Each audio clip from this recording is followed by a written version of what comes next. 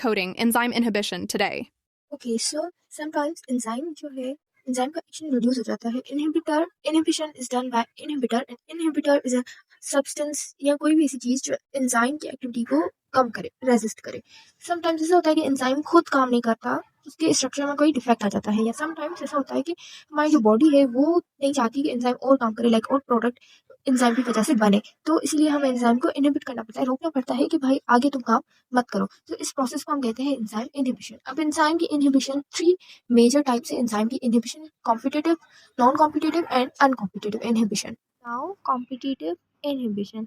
अब इसके वर्ड से ही हमें अंदाज़ा मिल रहा है. कॉम्पिटिटिव मतलब competition, there is a competition. अब there is a competition between substrate and inhibitor. Inhibitor जो है वो सबस्ट्रेट जैसा एक्ट करेगा, उसकी मिमिक्री करेगा. शेप एंड साइज में इनहिबिटर सबस्ट्रेट जैसा ही होगा एंड वो जाके एंजाइम की एक्टिव साइट पे बाइंड कर जाएगा.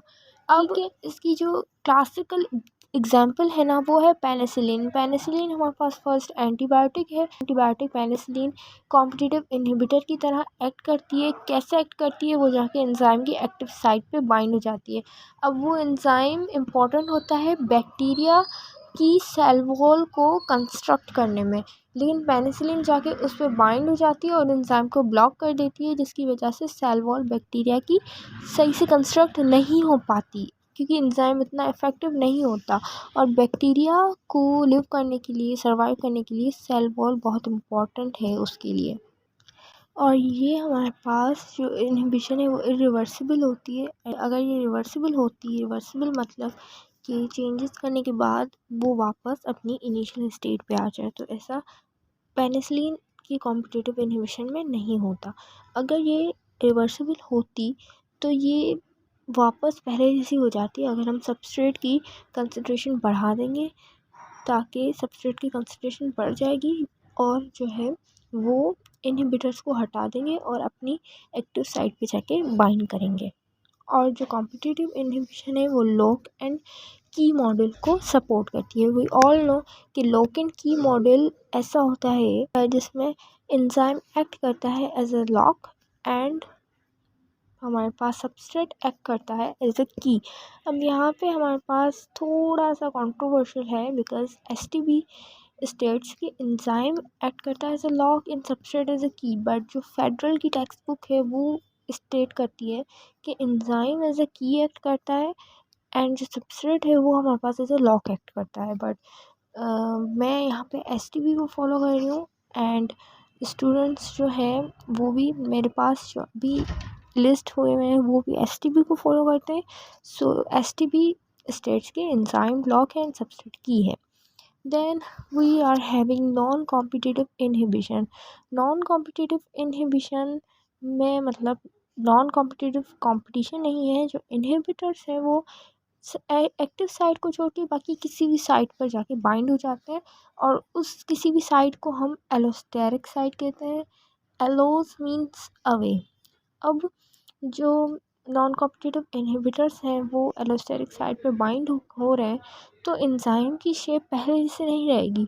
एंजाइम की शेप और साइज़ थोड़ी सी चेंज हो जाएगी, जिसकी वजह से जो एक्चुअल उसका सबस्ट्रेट है जिसकी अपनी शेप एंड साइज़ उस एंजाइम की एक्टिव साइट के ही अकॉर्डिंगली बनी हुई है, तो वो थोड़ा सा डिस्टर्ब हो जाएगा एंड वो सही से नहीं आके अटैच होगा और एंजाइम उस सबस्ट्रेट के लिए लेस इफ़ेक्टिव हो जाएगा. अब नॉन कॉम्पिटिटिव इनहिबिशन रिवर्सिबल होती है फीडबैक इनहिबिशन में. Feedback inhibition is the key point to remember about non competitive inhibition. Feedback inhibition हमारे होम्योस्टेसिस के लिए बहुत ज़्यादा इंपॉर्टेंट है. We will talk in detail later. And irreversible तब होती है जब हैवी मेटल आयंस जो होते हैं वो आके एक्ट करते हैं एंजाइम्स पर और उनकी डाइसल्फाइड बॉन्ड्स ब्रेक कर देते हैं. Then we are having uncompetitive inhibition. Uncompetitive inhibition को एंटी कॉम्पिटिटिव इनहिबिशन भी कहते हैं. एंड ये जो है इनहिबिटर्स, अनकॉम्पिटिटिव इनहिबिटर्स तब जाके बाइंड करते हैं जब एंजाइम सबस्ट्रेट कॉम्प्लेक्स या एंजाइम प्रोडक्ट कॉम्प्लेक्स वाले स्टेज पे होता है.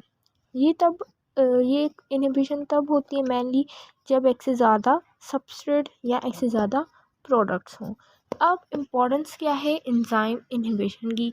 एंजाइम इनहिबिशन की मेजर जो प्रोडक्ट है ना, मेजर जो इम्पोर्टेंस है ना, वो हमारे बायोलॉजिकल होम्योस्टेसिस के लिए है कि हमारी जो इंटरनल इन्वायरमेंट है ना वो हमारा कांस्टेंट रेट पर रहे, ठीक है। And the second most importance about enzyme inhibition is that कि हमें नॉलेज मिलती है मेटाबॉलिक पाथवेज को पढ़ने के लिए। मेटाबॉलिक पाथवेज में बहुत सारे एंजाइम्स इनहिबिट किए जाते हैं ताकि वो उस पाथवे को रेगुलेट कर सके, जैसे glycogenesis and glycogenolysis. The most important thing I said to remember was feedback inhibition. Feedback inhibition most important है हमारी होम्योस्टेसिस को मेंटेन करने के लिए। फीडबैक क्या है? फीडबैक है जब हमारी बॉडी का प्रोडक्ट उस रिएक्शन को कंट्रोल करता है, फीडबैक। लेकिन जब प्रोडक्ट उस एंजाइम को जाके इनहिबिट करे कि अब तुम रिएक्शन को प्रोसीड मत करो, मैं अपनी नॉर्मल लिमिट में हूँ, तो हम उसको कहते हैं feedback inhibition. Feedback inhibition example है रिवर्सिबल नॉन कॉम्पिटिटिव इनहिबिशन की, ठीक है। नॉन कॉम्पिटिटिव इनहिबिशन मतलब एलोस्टेरिक साइट पे जाके बाइंड करते हैं इनहिबिटर्स। ये तब होता है जब मेटाबॉलिक पाथवेज में एंजाइम्स अपना रोल प्ले करते हैं, और जब प्रोडक्ट हमारे पास हाई क्वांटिटी में बन जाता है तो प्रोडक्ट ही जाके एंजाइम पर या तो कॉम्पिटिटिवली उसकी एक्टिव साइट पर बाइंड करते हैं या तो अपने एक्टिव साइट और सबस्ट्रेट के बीच में आ जाते हैं ताकि सबस्ट्रेट उस पर बाइंड ना कर सके। लेकिन जब प्रोडक्ट की क्वांटिटी कम हो जाती है तो वो सबस्ट्रेट वहाँ से हट जाता है, प्रोडक्ट वहाँ से हट जाता है एंड सबस्ट्रेट जाके एक्टिव साइट से बाइंड करता है एंड प्रोडक्ट बन जाता है। इसकी क्लासिकल एग्जांपल है glycogenesis and glycogenolysis, formation of glycogen and breakdown of glycogen, जब हमारी ग्लूकोज की लेवल अप एंड डाउन होती है। अब एंजाइमेटिक पाथवेज भी होते हैं, वो भी फीडबैक इनहिबिशन से ही रेगुलेट होते हैं, लेकिन इस केसेस में जो है प्रोडक्ट जो है एलोस्टेरिक साइट पे, जो फर्स्ट एंजाइम होता है ना पाथवे का, उसके एलोस्टेरिक साइट पे जाके बाइंड कर जाते हैं एंड उससे होता ये है कि पाथवे बिल्कुल ही शट डाउन हो जाता है और प्रोडक्ट बनता ही नहीं है। इसकी एग्जांपल है साइनाइड्स। साइनाइड्स जो है वो हमारी इलेक्ट्रॉन ट्रांसपोर्ट चेन के फर्स्ट एंजाइम पर जाके ऐसे बाइंड कर देती हैं और उसको इनहिबिट कर देती हैं एंड प्रोडक्ट उसकी एटीपी बनती ही नहीं है, जो हमारे लिए बहुत ज़्यादा ख़तरनाक है। और हैवी मेटल्स वगैरह भी इसी को ही फॉलो करते हैं। I hope this video was helpful to you. This topic was most requested, but if you want its full version, do comment below. Keep watching Love You Loads Best of Luck Future Doctors.